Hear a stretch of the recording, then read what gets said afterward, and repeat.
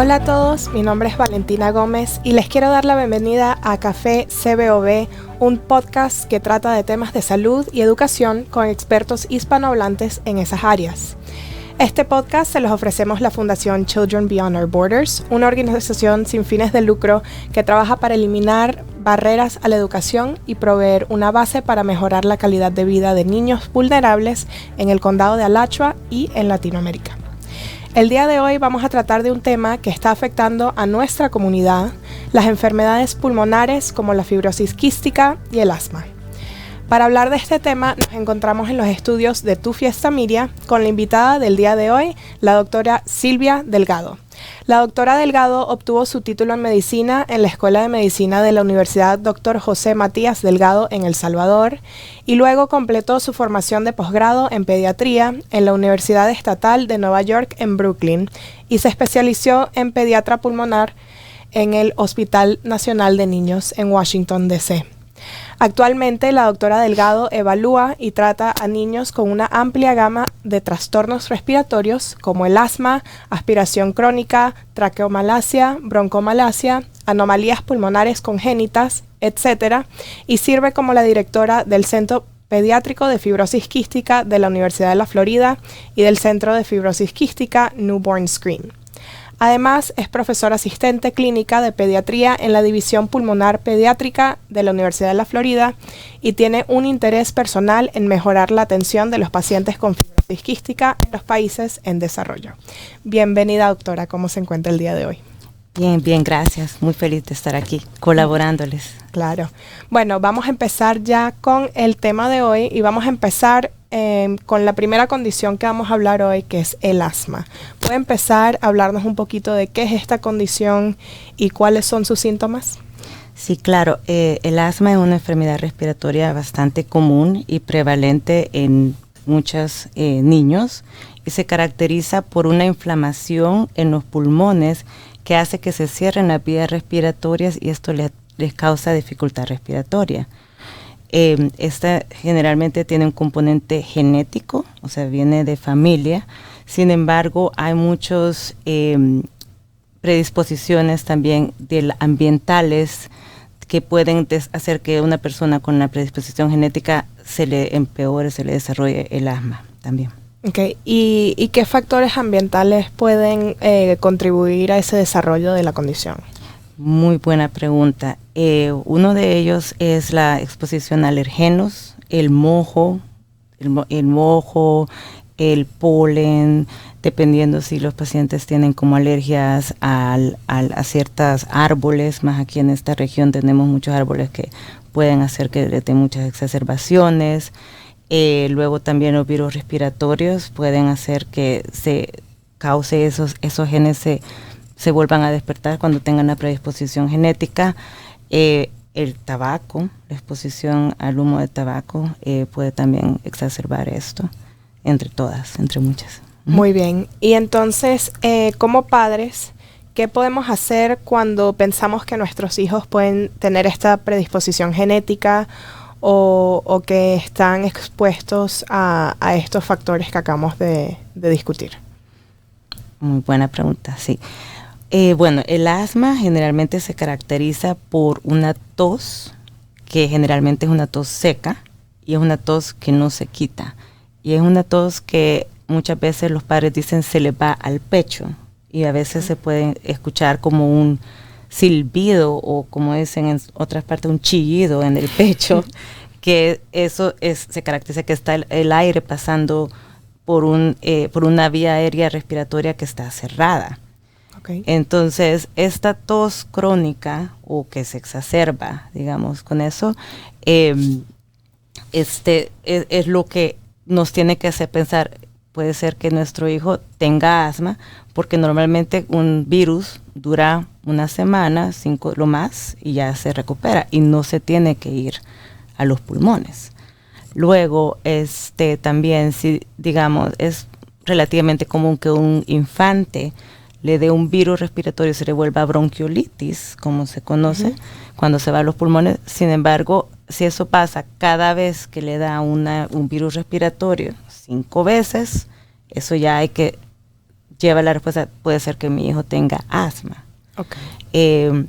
Hay otros factores, como por ejemplo si hay una historia familiar de asma, ya sea en uno de los padres, si hay alguna historia de alergias en uno de los padres o hermanos, si hay historia de eczema, que es como la piel reseca. Sí, la condición de la piel. Uh-huh. Esos todos son como predisposiciones que uno tiene que poner atención cuando uno está haciendo un diagnóstico de asma. Okay. Piensa en asma. ¿Y cómo es ese proceso de diagnóstico?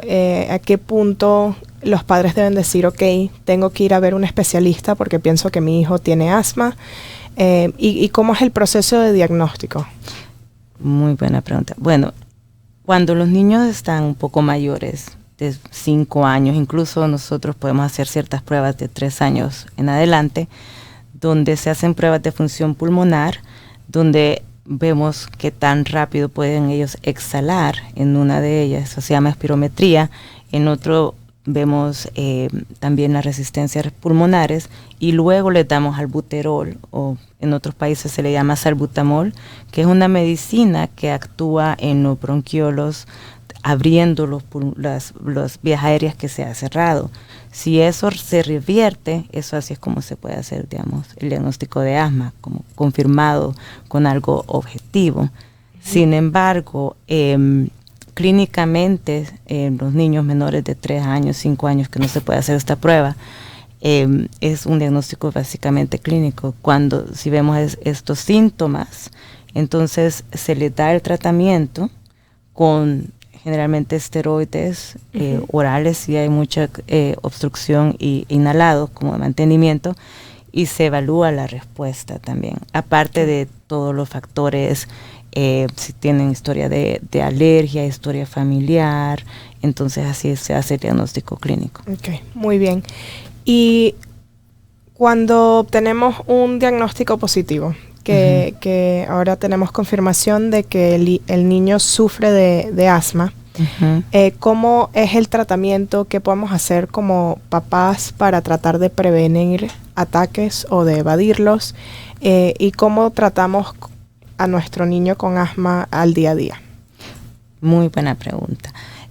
Bueno, el asma actualmente la clasificamos dependiendo de su severidad, en caso de qué tan frecuentemente tienen los síntomas y qué tanto necesitan ellas la medicina de rescate. Generalmente, dependiendo de la clasificación, así va a ser el manejo que se le dé a nivel de si necesita medicamento todos los días o si necesita medicamento solo de rescate cuando tenga un problema. Okay. Generalmente, siempre todos los asmáticos, la mejor forma de prevenir un ataque es mantenerlo en un ambiente fuera del tabaco, que eso puede exacerbar. Si los niños tienen alergia al polvo, al mojo, tratar de mantener ausentes de una casa limpia. Si se puede evitar tener alfombras, aunque sea en el cuarto del niño también, es recomendable. Y siempre, si digamos el asma es persistente y ya sea moderada o severa, es importante ver a un especialista para que se le dé el medicamento adecuado de control para mantener esa asma, que no se vaya a prevenir hospitalizaciones y prevenir idas a la emergencia y la calidad de vida del niño. Perfecto. ¿Cree usted que es conveniente que los padres notifiquen a los maestros del estudiante del niño cuando está diagnosticado de una condición como asma? Definitivamente, muy buena pregunta y muy importante. Muchas veces es muy importante que los niños tengan en la escuela, y nosotros, el especialista siempre le da una forma especial a los padres para que se la lleven a los maestros, a la enfermera de la escuela, para que conozcan que su hijo tiene asma, para que sepan qué hacer si el niño tiene un problema respiratorio ahí. También es importante que tengan acceso a la medicina de rescate, que es el salbutamol, en la clase, porque puede salvar la vida del niño en ese momento. Claro que sí. En el primer episodio del podcast tuvimos de invitada a la doctora Diana Montoya Williams, y ella nos habló un poquito sobre esta época de triple pandemia de virus. Mencionaste que estar expuesto a estos virus puede exacerbar los síntomas del asma. ¿Cómo podemos hacer para cuidar a nuestros hijos a controlar un poquito más el asma durante este tiempo que son tan susceptibles? Muy buena pregunta, muy buena. Como lastimosamente no los podemos poner en una burbuja como muchas madres quisieran, lo recomendable sí es que se tomen sus medicamentos para mantener el asma, la inflamación de los pulmones baja, según lo que el especialista le haya recomendado. Lastimosamente no tenemos cura para el asma en este momento, primero Dios, algún día lo tengamos, pero sí se puede controlar sus síntomas con el medicamento adecuado a la dosis y en la regularidad que se necesita. Luego siempre las medidas higiénicas, lavarse las manos, las vacunas son importantes para como la influenza, no necesariamente previene la infección, pero previene que se dé la infección grave. Esas son muy importantes, sí. Muy bien. Entonces vamos a pasar ahorita de hablar del asma a otra condición de los pulmones que es bastante grave, que es la fibrosis quística. ¿Nos puede hablar un poquito de qué trata esta condición y cuáles son sus síntomas? Sí, con mucho gusto. Sí, fibrosis quística, a diferencia del asma, es considerada una de las enfermedades raras mundialmente. En Estados Unidos existen alrededor de 40,000 personas que viven con fibrosis quística. Esta es una enfermedad genética, significa que nacemos con ella. Y se caracteriza porque las personas tienen un moco que es más grueso en todas las áreas donde hay glándulas exócrinas, que significa que son estos lugares donde hay moco, que son las vías respiratorias, la gastrointestinal. Entonces este moco grueso dificulta respirar y puede también dificultar la absorción de los alimentos y problemas intestinales entre todos. Ok, ¿y cómo podemos diferenciar, por ejemplo, la obstrucción de las vías aéreas en una condición como el asma en comparación con la fibrosis quística?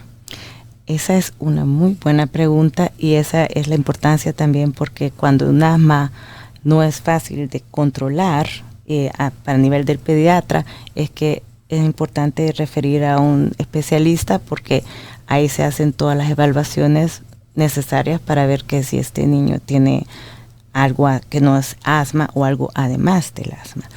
Brevemente, en la fibrosis quística, la obstrucción no se quita tan rápido como se quita en el asma con el broncodilatador y los esteroides. Aparte, los pacientes con fibrosis quística generalmente tienen una tos húmeda, con flema, con moco, y a medida también va progresando la enfermedad, tienen una tos húmeda con flema, y los sacan, y se puede ser amarilla, verde, blanca. Tienen moco por la caracterización de la enfermedad, de que se trata de eso. Aparte, a diferencia del asma, la fibrosis quística afecta todo el cuerpo, todos los órganos. Entonces, estos niños generalmente son malnutridos, tienen dificultad en ganar peso, ya sea porque tienen necesitan más calorías por su enfermedad pulmonar. Aparte de que la gran mayoría de ellos también tienen problemas de absorción, que significa que si comen no pueden absorber la grasa, y generalmente tienen heces que son grasosas. Entonces pueden pasar también de esas cosas. Es una presentación diferente. Sin embargo, sí es muy importante cuando un niño tiene un asma severa o moderada, que no se puede controlar y que necesita muchas hospitalizaciones o idas a la emergencia. Ahí es cuando es importante como tener una evaluación del especialista para que se hagan las siguientes pruebas para ver que no tenga, aparte de fibrosis quística, otras causas que pueden ser relacionadas con el asma. O sea, a veces Puede ser que tenga algún tipo de alergia especial al moho que no se ha visto. En los niños jóvenes también puede ser que ellos tienen un objeto que se puso en los pulmones y no nos dimos cuenta en qué momento pasó, porque eso pasa. Entonces, cuando un niño no responde al tratamiento o necesita demasiadas medicinas muy frecuentemente, ahí es cuando es importante que lo vea el especialista. Muy bien. Y cuando hablamos de la fibrosis quística, ¿hay un evento que desencadena esta condición o, como hablamos, que es genético, simplemente los síntomas siempre están presentes, o hay algo que desencadene la condición? ¿Es una condición progresiva? Muy buena pregunta. Bueno, aquí en Estados Unidos tenemos el tamizaje neonatal, que eso se hace en todos los estados, y es así como podemos diagnosticar a los pacientes como neonatos, infantes. Entonces, el diagnóstico temprano es lo que hace que se le dé un tratamiento temprano, y eso llega a una mejor sobrevida y calidad de vida en general. Esto no existe en otros países, y antes aquí no existía. A medida de los años se ha formado, aquí en este país está la Fundación de Fibrosis Quística, que fue formada por padres de niños con fibrosis quística, que tiene hasta el momento siempre muchos padres involucrados, y así es como estamos en el tratamiento. La fibrosis quística está asociada con una vida más corta, una esperanza de vida más corta que las demás personas. En este momento la esperanza de vida está cerca de los 50 años en este país. Sin embargo, en otros países donde no hay acceso al tratamiento, pues todavía está la esperanza de vida es menor de 20. Wow. Entonces, la importancia del tratamiento es poder llegar a un centro de especialización de fibrosis quística que hay en este caso en nuestro país, en Estados Unidos, hay en todos los estados, y es el centro de especialización. Tienen un neumólogo, que soy como yo, especialista en los pulmones, pero también se necesita una nutricionista, se necesita una trabajadora social, se necesita un farmacista, un psicólogo. Entonces es un manejo multidisciplinario, y eso es lo que conlleva a la mejor esperanza de vida. ¿Y cómo pueden hacer padres que no necesariamente estén en los Estados Unidos para lograr que, si sospechan que su hijo tiene esta condición, un diagnóstico? Muy buena pregunta. Bueno, el diagnóstico se hace a través de la prueba de sudor. Los niños, las personas con fibrosis quística, por el problema genético que ellos tienen, la proteína que está afectada, que se encuentra también en las glándulas sudoríparas, hace que ellos tengan un sudor más salado. Okay. Es más, ellos hasta comentan que cuando sudan se sienten los gránulos de sudor en el pelo a veces. Entonces, la prueba de sudor sigue siendo el gold standard para el diagnóstico. Y eso se hace en lugares especializados. Siempre sería de buscar al pediatra y decir, mire, yo creo que mi hijo podría tener fibrosis quística, y así se refiere a un centro para hacerlo. Aquí el proceso funciona a nivel del tamizaje neonatal, y así es como se refieren, pero siempre se confirma el diagnóstico con una prueba de sudor. Se pueden hacer pruebas genéticas, hay más de 2,000 mutaciones descritas. Sin embargo, hay pacientes todavía que no conocemos qué mutación tienen, pero tienen el cuadro clínico y tienen la prueba de sudor que es consistente con fibrosis quística. Principalmente en nuestras poblaciones hispanas, solemos tener mutaciones no comunes, y eso también a veces puede dificultar el diagnóstico. Claro. Entonces, cuando tenemos un diagnóstico de fibrosis quística, cómo son los tratamientos y cómo podemos asegurarnos que tengamos esa esperanza de vida ideal, por decir algo. Muy buena pregunta. Bueno, el manejo de la fibrosis quística es multidisciplinario. Eso significa que no es una persona, es un equipo en la cual los padres de familia también son parte del equipo. Aquí en Estados Unidos, pues a través de la Asociación de Fibrosis Quística, es que sí existen centros que tienen que tener ciertos criterios para poder ser centros de fibrosis quística, que significa tienen que tener un terapista respiratorio, tienen que tener una nutricionista, tienen que tener una trabajadora social, y es un manejo de equipo. Lo que se hace es, se ven por lo menos, el primer año se ven mensualmente, los primeros 6 meses, y luego cada 2 meses, y luego cada 3 meses, y en el manejo se hacen pruebas para ver si ellos tienen algunas infecciones en los pulmones y diagnosticar temprano y tratar. Se les enseña para tratar este moco que es más grueso. Hay diferentes medicamentos que se dan para hacer que el moco se haga más delgado y se pueda expectorar mejor. Tenemos muchos métodos para hacer terapias respiratorias que se les da y con la ayuda del terapista respiratorio se hace, y todo eso previene que la enfermedad progrese.